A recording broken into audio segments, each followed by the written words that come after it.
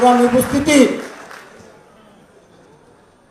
আজকে আমাদের এই প্রতিষ্ঠাবার্ষিকীতে আমরা আমাদের দুইটি বুকলেট আমরা প্রকাশনা হয়েছে, যেখানে 2009 সাল থেকে 2023 সাল পর্যন্ত ছাত্র দলের যে সকল নেতা কর্মীরা গুমের শিকার হয়েছে, খুনের শিকার হয়েছে, তাদের সবিস্তর বর্ণনা আমরা দিয়েছি এবং সকল নেতা কর্মী, সাংবাদিক বৃন্দ সকলের নিকট আমরা তাদের এই তথ্য সরবরাহ করেছি যেন তাদের স্মরণে থাকে এই জুলাই আগস্টের প্রেক্ষাপট তৈরি হয়েছে এই ছাত্র দলের ভাইদের রক্তের বিনিময়ে।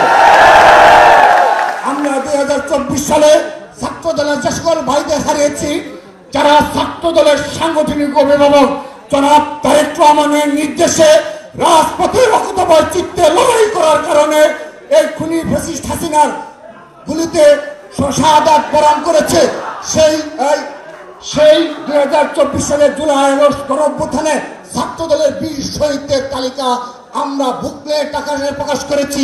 আমরা সাংবাদিক বৃন্দ সহ সকলের নিকট সরবরাহ করেছি, ছবি সংবলিত সকল তথ্য দিয়ে আমরা সরবরাহ করেছি।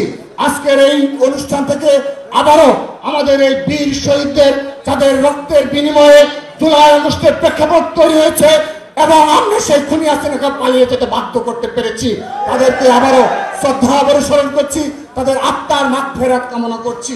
আমি আর বক্তব্য দীর্ঘ করব না, আমি শুধুমাত্র একটি কথা বলতে চাই। আমাদের এই প্রতিষ্ঠাবার্ষিকীর কিছু অঙ্গীকার রয়েছে।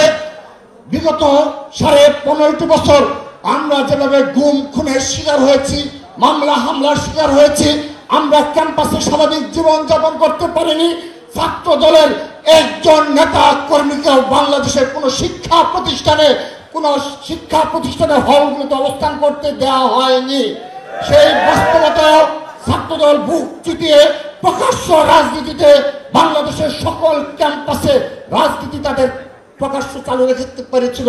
বাংলাদেশের প্রতিটি জেলা মহানগরে উপজেলা প্রকাশ্য কর্মসূচি ঘোষণা করে প্রকাশ্য রাজনীতি চালু রাখতে পেরেছিল। সংগ্রামী উপস্থিতি,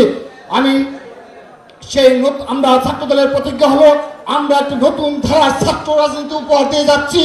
আমরা এই আজকের এই 1 জানুয়ারিতে প্রতিজ্ঞা নিচ্ছি, ছাত্র দল একটি নতুন ধারা ছাত্র রাজনীতি উপহার দিবে, যেখানে কোনো ব্যক্তিগত শোডাউন থাকবে না, মোটরসাইকেল শোডাউন পুরোপুরি নিষিদ্ধ ঘোষণা করা হয়েছে, কোনো চাঁদাবাজি থাকবে না, কোনো সন্ত্রাস থাকবে না। আমি শুধুমাত্র স্মরণ করে দিতে চাই, আমাদের বিজয় উৎসব 16 ডিসেম্বর এবং আজকে ছাত্র দলের প্রতিষ্ঠাবার্ষিকী 1 জানুয়ারি।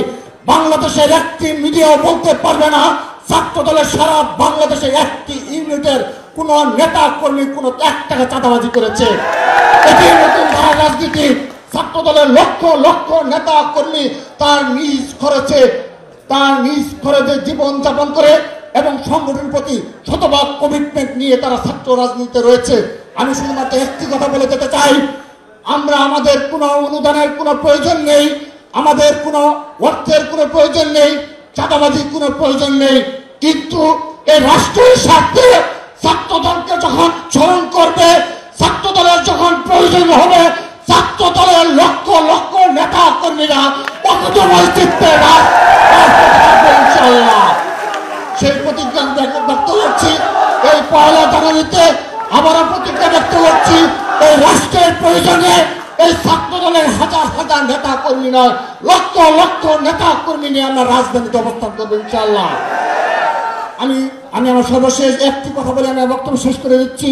আমি শুধুমাত্র সাধারণ শিক্ষার্থীদের উদ্দেশ্যে একটি প্রশ্ন রেখে দিতে চাই, যদি আবু সাঈদ এবং আমাদের শহীদ ওয়াসিম হত্যার আগের দিনে যদি এই খুনি হাসিনা যদি আজকের এই কোটা সংস্কার আন্দোলন তিনি মেনে নিতেন, তাহলে আজকে আমাদের এই ছাত্র দলের লক্ষ লক্ষ নেতা কর্মীদের জীবনের কি ধরনের দুর্বিষহ জীবন অপেক্ষা করছিল সেগুলো আপনারা বিবেচনা করবেন।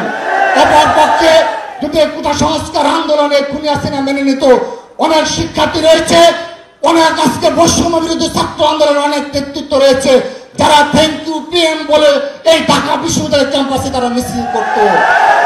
আমরা ছাত্র দলের সেই দিনগুলোর কথা স্মরণে রেখে আগামী বাংলাদেশ বিনির্মাণে এবং বক্তব্যে আপনারা সতর্ক হবেন সেই প্রত্যাশা রেখে এবং নতুন ধারার ছাত্র রাজনীতি উপহার দেওয়ার কল্পে ছাত্র দল সর্বোচ্চ ভূমিকা পালন করবে ক্যাম্পাসগুলোতে।